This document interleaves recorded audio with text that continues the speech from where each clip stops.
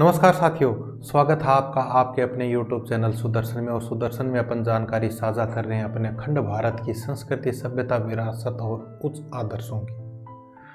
साथियों, हर व्यक्ति की प्रवृत्ति अलग है। कोई व्यक्ति संतोषी होता है, कोई लोभी लालची होता है, कोई दुष्ट प्रवृत्ति का होता है, कोई आध्यात्मिक होता है, कोई सात्विक होता है, कोई नास्तिक होता है।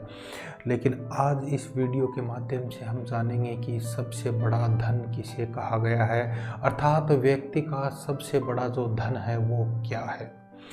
राजा महेंद्रनाथ एक छत्र राज किया करते थे। उनका साम्राज्य दूर दूर तक फैला हुआ था।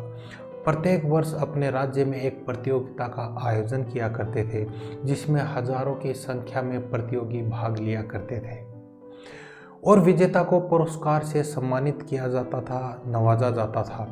एक दिन राजा ने सोचा कि प्रजा की सेवा को बढ़ाने के लिए उन्हें एक राजपुरुष, एक ऐसे व्यक्ति की, एक ऐसे योग्य पुरुष की आवश्यकता थी जो ईमानदार हो, नेक हो, मानवता के प्रति समर्पित हो, सच्चा हो और कर्तव्यनिष्ठ हो और साथ ही साथ बुद्धिमान हो, ताकि राज्य के विकास में अपना योगदान दे सके।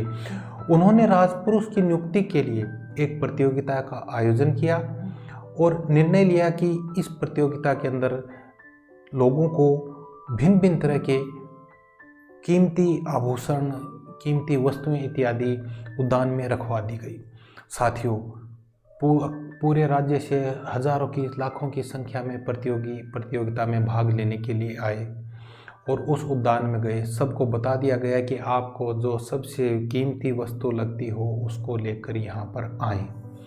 साथियों, लोगों ने अपने दिमाग के अनुसार, अपनी बुद्धि के अनुसार, अपने मन की आवाज़ सुनकर अलग अलग वस्तुएं एकत्रित की।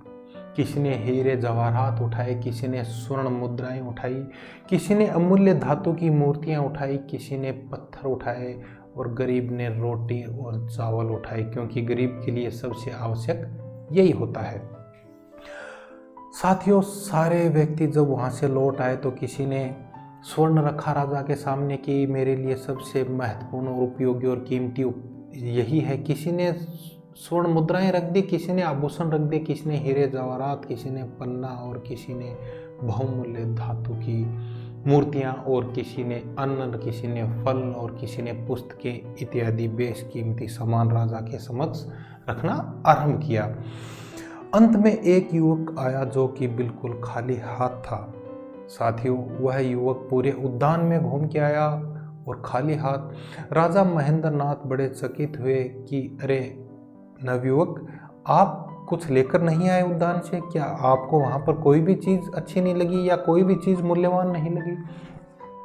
तो साथियों, उस नवयुवक ने कहा कि राजन, मैं उस उद्यान की और जीवन की सबसे कीमती वस्तु लेकर आया हूँ।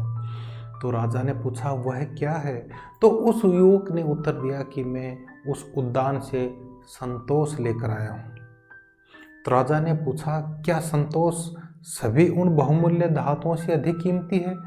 तो उस युवक ने कहा, हाँ महाराज, जिसके पास संतोष है उसके पास सब कुछ है। इस उद्यान में अनेक अमूल्य वस्तुएं हैं, पर वे सभी मनुष्यों को क्षण भर के लिए ही सुख की अनुभूति प्रदान कर सकती हैं। इन वस्तुओं को प्राप्त करके व्यक्ति कुछ समय के लिए संतुष्ट हो सकता है और अधिक पाने की लालसा या लालच अपने मन में रखता है।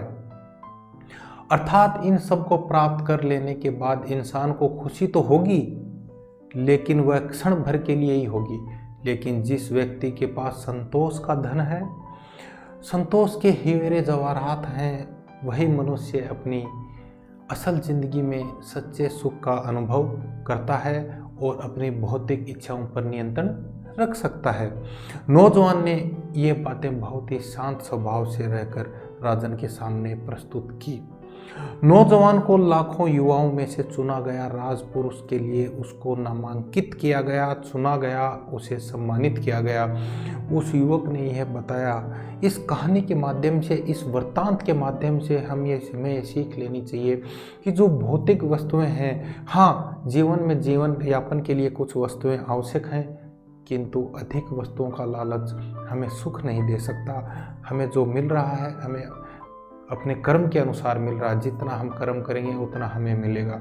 तो हमें संतोषी व्यक्ति के रूप में अपना जीवन यापन करना चाहिए ताकि हमारा जीवन है वो शांति प्रिय तरीके से व्यतीत हो सके।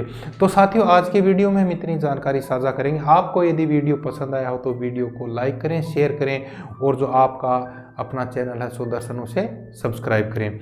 जय हिंद, जय माँ भारती।